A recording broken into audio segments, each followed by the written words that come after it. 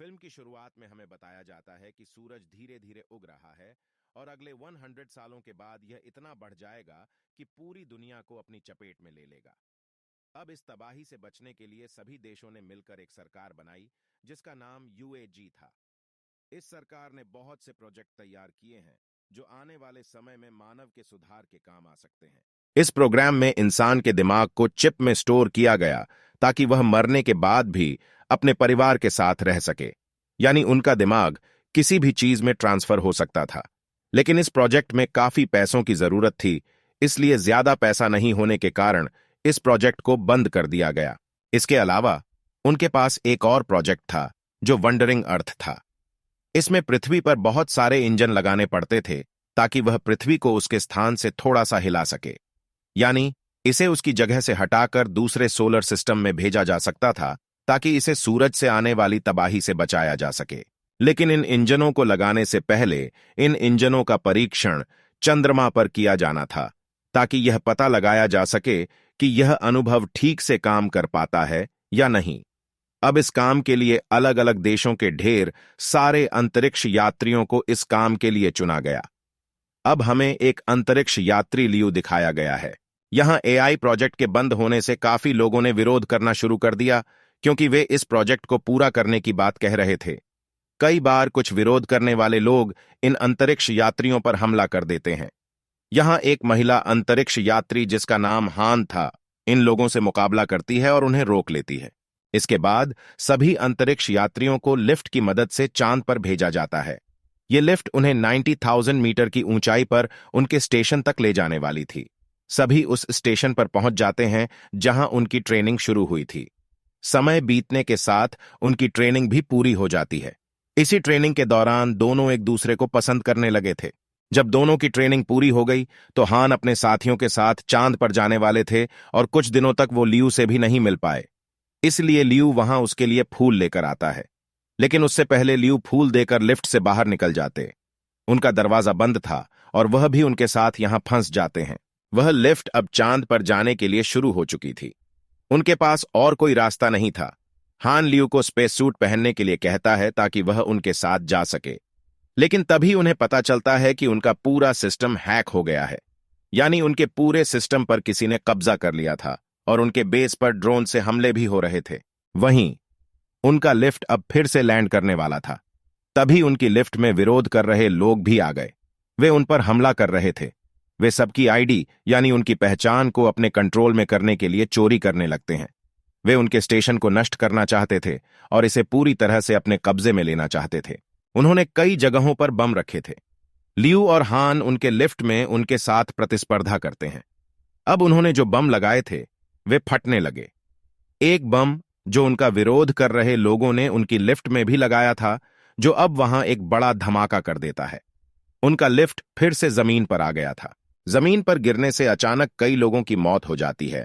अब इस तबाही के बाद यूएई से जुड़े बाकी देश चीन को चेतावनी देते हैं कि उन्हें जल्द ही चांद पर इंजन की टेस्टिंग करनी होगी। इसके बाद हमें उनका एक और दल दिखाई देता है जो पहले से ही चांद पर बसा हुआ था। हम एक आदमी हैंग यू को देखते हैं जो अपने कैप्सूल से बाहर आता है और अपने कंप्यूटर पर जाता है और अपनी बेटी से अपने कंप्यूटर पर बात करना शुरू कर देता है। फिर कुछ अंतरिक्ष यात्री उनके नेताओं सहित जमीन से आते हैं जो आते हैं और अपनी टीम को बताते हैं कि इस मिशन को कुछ महीनों में पूरा करना होगा। वे उनकी मदद के लिए ऑर्बिटोस से उन्नत सुपर कंप्यूटर लाए थे जो उन्हें इंजन चलाने में मदद करने वाले थे। यहां हमें यह भी पता चलता है कि जिस डिजिटल लाइफ प्रोजेक्ट में मानव मस्तिष्क को एआई की मदद से एक चिप में स्टोर किया गया था, उसके प्रमुख हैंग यू और उनके नेता हुआ करते थे। लेकिन अब जब वह कार्यक्रम बंद हो गया तो उन्होंने इस परियोजना पर काम करना शुरू कर दिया।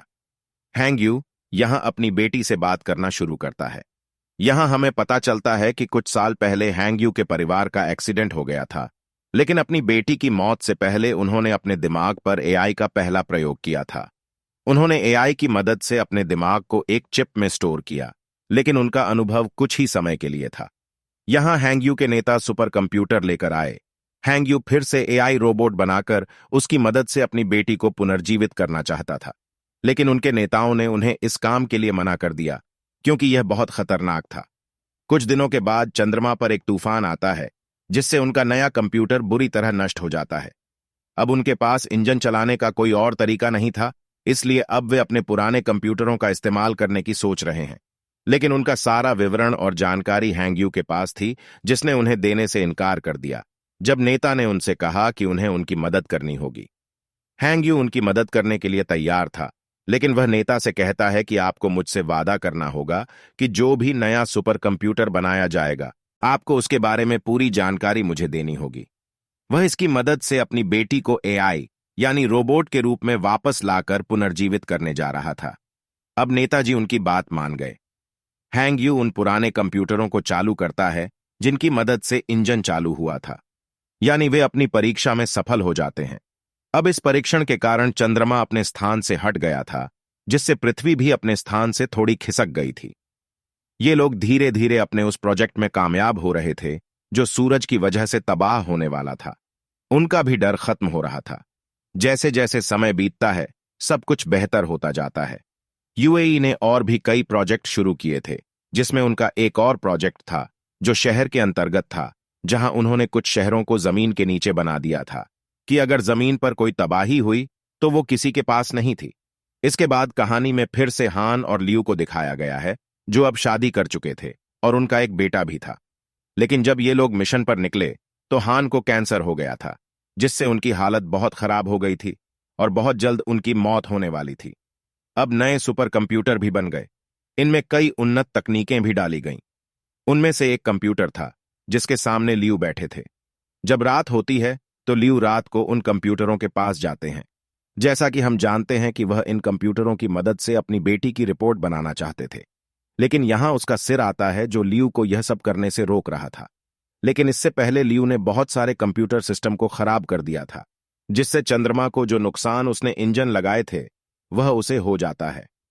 अब कंप्यूटर का यह गलत सिस्टम बिजली की वजह से फट गया था, जिससे चांद अपनी जगह से हिल गया था और 7 दिन के अंदर जमीन से टकराने वाला था। इसलिए चीन अपने अंडरग्राउंड शहरों को भी खोल देता है ताकि लोग अपनी जान बचा सकें। वहां हान लियू से कहता है कि मैं कुछ दिनों में मरने वाला हूं, इसलिए मेरा अंडरग्राउंड सिटी कार्ड अपने पिता को दे दो, ताकि अगर तुम अंतरिक्ष में जाओ तो तुम्हारे पिता हमारे बेटे के साथ सुरक्षित रह सकें।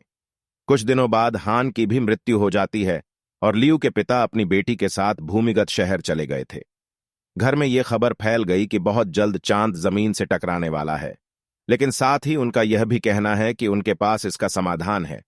वह अंतरिक्ष में जाएगा और चंद्रमा पर बहुत सारे विस्फोट करेगा, जिससे चंद्रमा जमीन से दूर चला जाएगा और फिर वह इंजनों को जमीन पर रखकर चंद्रमा से दूर ले जाएगा, और इस काम में उसे मंजूरी भी मिली थी सरकार की ओर से। लियू इसी मिशन में अंतरिक्ष भी गए थे। वह जाता है और स्टेशन पर अपने मुखिया से मिलता है जो उसे प्रशिक्षण देने जा रहा था। अब वे अपने दल के साथ अंतरिक्ष यान में बैठे और चंद्रमा के लिए निकल पड़े। उनका काम था चांद पर जाना और हर जगह बम गिराना। अब जब ये लोग बम गिरा रहे थे और वापस लौट रहे थे तो एक अन्य अंतरिक्ष यान असंतुलित हो गया और उनके अंतरिक्ष यान से टकराकर नष्ट हो गया, जिससे उनका अंतरिक्ष यान भी क्षतिग्रस्त हो गया।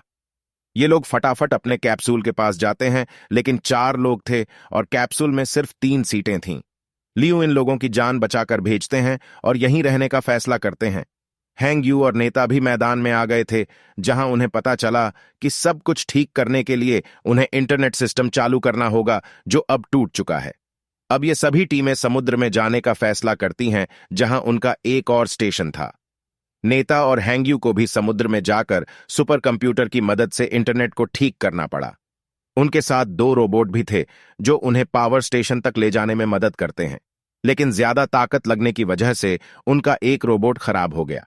इसलिए अब उन्हें सुपर कंप्यूटर की मदद से इंटरनेट सिस्टम को ठीक करना था। वहां बम के फटने से चांद का गोला भी जमीन पर गिरने लगा, जिसका कुछ हिस्सा हैंगयू और नेता के पास समुद्र में गिर गया, जिससे अब उनके थाने में समुद्र का पानी आने लगा। नेताजी पानी में डूबने ही वाले थे।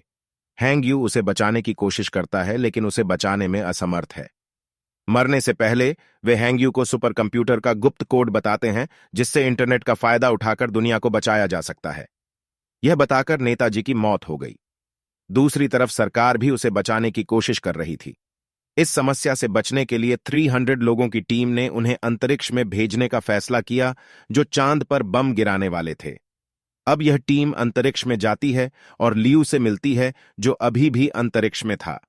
ये लोग उसे कैप्सूल में डालकर वापस धरती पर भेजना चाहते थे, लेकिन लियू ने जाने से मना कर दिया। वहां हैंगयू अभी भी इंटरनेट सिस्टम को ठीक करने में असमर्थ था। वह जानता था कि अगर उसने जल्द ही इंटरनेट सिस्टम को ठीक नहीं किया तो चंद्रमा पृथ्वी से टकरा जाएगा, जिससे न तो इंजन चालू होगा और न ही पृथ्वी अपनी जगह बदल पाएगी। यानी सब कुछ खत्म होने वाला था। हर कोई इस मिशन के पूरा होने की दुआ कर रहा था।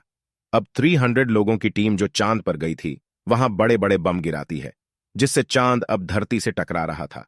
हैंगयू भी समझ गया था कि वह इतनी जल्दी इंटरनेट सिस्टम को ठीक नहीं कर सकता, इसलिए वह यहीं से सुपर कंप्यूटर में अपना दिमाग लगाता है।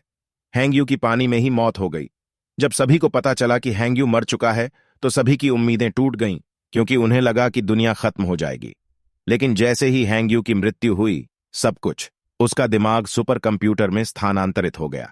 वह कंप्यूटर खुद ही इंटरनेट कनेक्शन को रिस्टोर करना शुरू कर देता है। अब सारे इंजन भी जमीन पर चलने लगे थे। दरअसल अब हैंगयू का दिमाग उन सुपर कंप्यूटरों के अंदर था, इसलिए इंटरनेट ठीक होते ही सारे इंजन चालू हो जाते हैं और चांद भी जमीन से दूर चला जाता है। यह मिशन सफल रहा। सारी दुनिया बच गई। सभी खुश थे।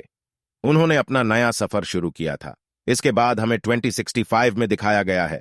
अब जमीन पर इंजन बनाने का काफी काम था। लियू भी इस मिशन में शामिल थे। इसी के साथ फिल्म की कहानी यहीं खत्म हो जाती है।